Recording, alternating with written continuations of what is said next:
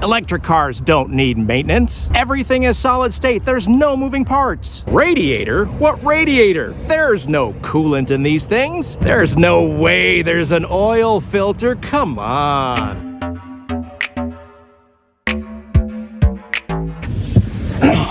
Yeah, none of that I just said is true. In fact, I find it kind of shocking that I actually read some of this stuff online.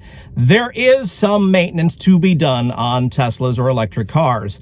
It is less, but there still is some, so let's jump into it. Luckily, on a recent software update, I'm not sure exactly when, but I want to say in the last 3 or 4 months, Tesla has added a super secret, hard to find maintenance menu and scheduler and calendar and all that stuff to help you remember when you need to do some of these things. Before we dive into that, we'll take a look at that later on in the video, but let's take a look at some of the obvious things that you need to do on your electric car or Tesla, that some of which are the same as any other car you've ever owned, so it shouldn't be a big surprise. Obviously, one maintenance item you're going to want to keep an eye on are windshield wipers. However, if you look at Tesla's recommendation right here, wiper blade replacement at the 1-year mark, I got to tell you, this is a 2019 car with over 70,000 miles. Granted, we're in Los Angeles, but, you know, the sun beats on them and all that kind of stuff. But, you know, we're like almost 6 years into this, and they are working just fine. So I think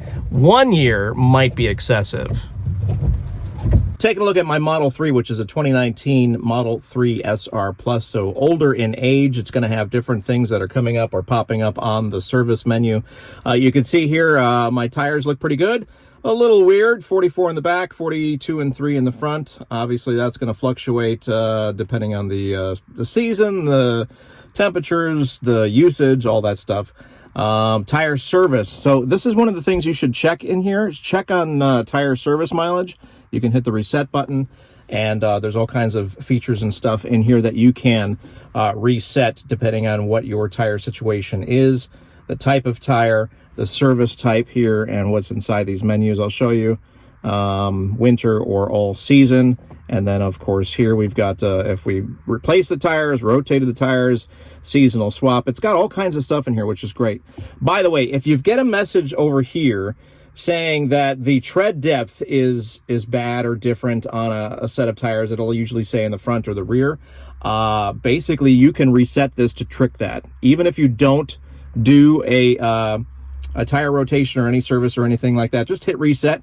That message will go away. But make sure you are mindful of the tread depth of your tires. Use a tire gauge, a tread depth gauge, and make sure that you are visually inspecting those tires, because I'm not so sure the Tesla actually knows what's going on there. All right, so let's tap into our maintenance and see what's going on here. Cabin air filter replacement is overdue because it doesn't know that this wasn't here a few software updates ago, so I haven't been keeping that up to date in the car itself. Of course, I do it about once a year.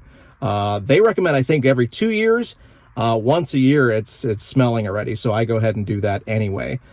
So if you go ahead and tap on something like that, this is how you can record that you did it, and then it'll reset that as being done. Tire rotation we just kind of saw, and it gives you some more details in here. 6250 for this particular car. For that car over there, that's a Model Y Performance, and it's got staggered tires. I'll be interested to see what that looks like, if it still recommends it. AC, I don't even know how to say that. Desiccant replacement. It says it's due. That's every 6 years. I'm not sure if I'm going to do that or not. I don't even know if I'm going to have the car that long. Who knows? And that's due this May because it's coming up on its 6th year. And you can see what it does. Optimal air conditioning performance and preventing moisture buildup. So that's actually in the manual. I've seen that before. Wheel alignment check as needed. That's fine. This car has never had an alignment. So, I mean, your luck may vary. Pothole could hit you around the corner brand new, and all of a sudden you need an alignment. So, and windshield camera area precision cleaning. I don't remember seeing that. All right, windshield camera area precision cleaning. Clean the inside of the windshield and the camera area. Yeah, I don't know how you do that, because you got to open up this box here. So that seems like a whole other video. This windshield, by the way, has never been replaced in 6 years. Again, your luck may vary. So that's what's inside the Model 3. Taking a look at the software side of things of this 2022 Tesla Model Y Performance, we're going to go ahead and hit the car and then software. And first of all, let me take a look at the tires in terms of service. Look at that, 42, 42. Looks like my left rear is low. We did the right rear, and so everything is looking good at 42 PSI. Back to the software, and actually service, and then maintenance. Look at that, kind of hidden.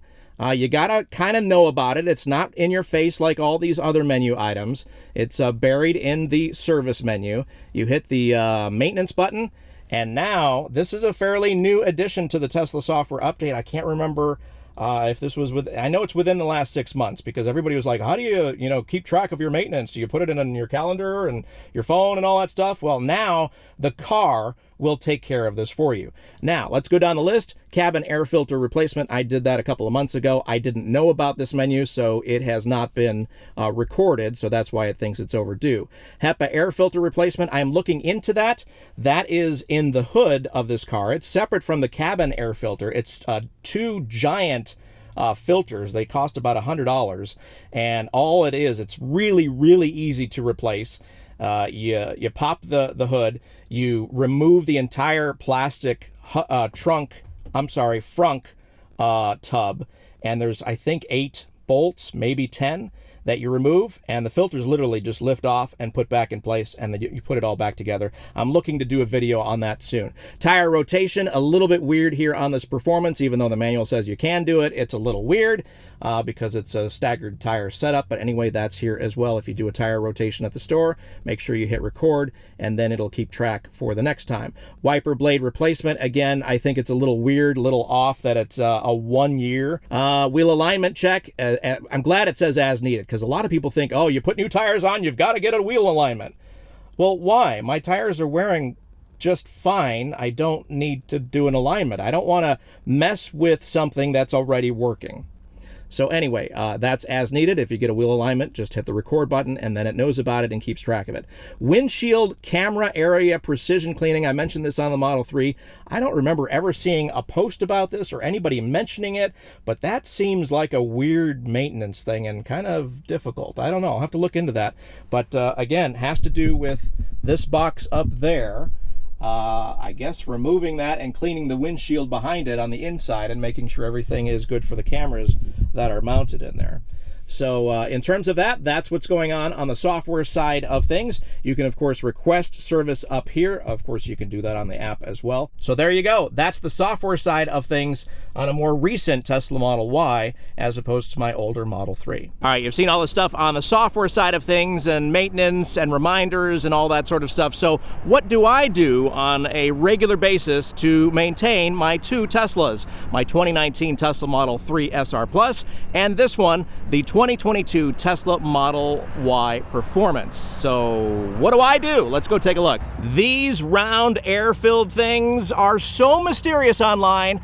I think they even beat range anxiety in the EV world. So many questions are generated out of these tires. And really, it comes down to just 2 things: air pressure and wear. Everything else is kind of moot. All right, so when it comes to air pressure, it really couldn't be any easier. Of course, you have the software telling you what the pressures are on all 4 corners that you can check regularly. But once a month or so, I like to actually manually do it and get, a second opinion. And I do that in 2 ways. You have an air pressure gauge, which you can, use that, get the air pressure, see how things are looking. But this I have found recently is my go-to item. This is my second opinion. I really didn't want to make this about selling products, but if you want to get one of these things, I've got the link down in the description. This is the Fanttik, and it's basically an air compressor that's handheld. It'll do all 4 tires. In fact, it'll do all 8 tires for my situation, for both of my cars. And let me show you how easy it is to do this about once a month. So basically, it has a gauge built in. All you got to do is undo the air pressure cap, the valve cap, screw this in, which, might be the hardest thing of all the maintenance on your car. Do it until you stop hearing the hissing. That's tight, so now we're going to turn it on. You press and hold. You can see that it's on. And we're going to tell it that it's a car. There's a little button here. There's the car icon. Now this will do everything. It'll do cars, motorcycles, bicycles and balls. And what's really cool about your kids' balls, and what's really cool about your kids' basketballs or footballs or whatever, it knows to slow down and then stop. It's not going to just explode the ball. All right, back to the car. It says 38. I want it to be 42. So we're going to go ahead and up this to 42. Oh, wait, it still thinks it's on a ball. Let's get it to car. Let's get it up to 42. And basically, you hit the power button, let it go. That's that. Do that on all four corners and your monthly maintenance is done. By the way, if you're getting told that nitrogen is the greatest thing for your tires, I found that it's kind of gimmicky. While you're buying other Fanttik products, for you neat freaks out there, they've got an awesome vacuum. I'll put that link down in the description as well. Sorry, neat aficionados. By the way, you're going to want to do your air filling first thing in the morning before you drive it, before there's any rolling resistance that's building up any heat. It's known as filling your tires while they're cold. 42 psi is generally what Teslas like to be at least that's what Tesla recommends. The other thing you're going to want to do is check the tread or the depth using a tire depth gauge or tread gauge. This is what it looks like. You can easily get it on Amazon. It's pretty cheap. So this is a 2022 Tesla Model Y Performance, which means these tires in the back are different from the ones in the front. So rotating them is not exactly easy, although the manual does say to rotate this tire with this tire over here. But I find that kind of pointless because the inside part of the tire is still the inside part of the tire no matter which way you rotate it. They also recommend that for the front. So I don't rotate these tires actually. And I've gotten 31,000 miles on the first set of these rears. The rears do wear out more on these Model Y Performances, and let me show you why. So you can see that inside right there is wearing out faster than the rest of the tire. It's unfortunate, but I did get 31,000 miles on my first set of these, and it looks like I'm getting a little more than 31,000 miles on this second set. I think I have about 62,000 miles on this car right now, and you can see definitely the inside is wearing out, and I'm going to need to replace these fairly soon, which is again a bummer. Now I've heard, and I've done a lot of research on that you basically need to change all your components, your suspension components, for it to be properly fixed. So those screaming at the screen right now saying, you need an alignment, you need an alignment. As far as I can tell, based on others' experience, the alignment will do absolutely nothing. So it's about 31,000 miles and change for these rears. As far as my fronts, it's a completely different story. These are my original front tires delivered when they were new. And yes, the inside is definitely wearing, however, not to the extent of the rears. Again, these are the original tires from when I bought this car, brand new, 62,000 miles and change. They do look like they do need to be replaced fairly soon. So I will keep an eye on these more than once a month. But back to the tire tread depth, basically what you do is you put it in the big groove of the tire, like this, push it down, and you can see we're slightly in the yellow on the outside edge. If we go to the inside edge, we're in even more yellow. You can see that there. So the problem is this inside edge, you can see right here. Let me wipe it down a little bit. You can see that inside edge is pretty worn. I'd say getting 62,000 miles out of Tesla tires, I'm gonna probably call it a day here in about 1,000 miles or so and consider myself lucky. The only user serviceable item is of course the windshield wiper fluid, and how often you top this up is dependent on how often you use it. This is my wife's car. She uses that stuff a lot. I'm not sure why. She leaves early in the morning. Maybe the windshield's always messed up. I don't know. It's garage, so I'm not quite sure. I don't use it very much. Maybe once or twice a year I'll hit that because I don't like the blue stuff getting all over the car. But at any rate, what kind do I use? Just the off-the-shelf stuff, you know, the blue stuff from Walmart. It's really not rocket science. If you look at the manual, they have this fancy kind of stuff you're supposed to use. This has been fine for over 6 years of Tesla ownership. I'm not going to stop now, and it's only like $3. Pretty easy to service yourself. All you do is you got to pop the top here. You can take a look down there. Let's see. Well, I'm going to go ahead and just fill it anyway. I pop the top on the bottle, and you just pour it in. It's really not difficult, and you kind of listen for it as it reaches the top.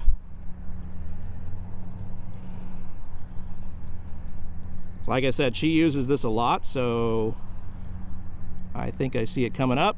You don't want to overfill it because then you get blue stuff everywhere. So there you go. It's full. Done. Make sure you hear the snap. Cover the bottle. And that's done. Pretty easy. What do you do if you get a nail or screw or some other foreign object embedded in your tire? Well, first thing is, if you decide to fix it yourself, fix it yourself. Don't fix it yourself and then go to the tire store, because they won't touch it after you've attempted a fix. So you got to make that decision. Are you going to fix it yourself or just take it into the tire store? Remember, the OEM tires, just like this one, this is actually an OEM, although, yeah, this is the original, have foam inside. And a lot of lazy tire stores will tell you, it's got foam inside, so guess what? You need to pay me for a new tire. We can't fix it. That's BS. The regular good tire stores that aren't lazy, they can easily fix it. They take the foam part off, patch the hole. Don't let them tell you that they can't. That just means they're a lazy tire shop. Generally speaking, they only want to work in this area in terms of patching. I have plugged something like along here. You don't want to do anything, of course, on the sidewall here, but I have definitely done a plug myself about this position on the tire, and the tire ended up going, you know, another 20,000-30,000 miles. So plugging yourself is definitely an option, and it does work. And you think it's hokey and kind of Mickey Mouse, but no offense to Disney, we're going there soon. It's you can definitely do it yourself. Going to a tire store and having them patching it properly from the inside, of course, is going to last longer and is the proper way to do it. But if you're stranded on the side of the road and your only option is to plug the tire to be on your way, then take the best option for you. So there you have it. Maintenance on these cars. There is less than a regular gas car, but there still is some that you have to be mindful of. And now Tesla has made it easier with a recent software update in terms of scheduling and knowing when to do some of these things. So if you like the video, like the video. It's not hard stuff. And go that extra step and hit the subscribe button. It would mean the world to me, as well as the channel. Join the over 15,000 that have already done so. So thanks so much, and I'll see you next time.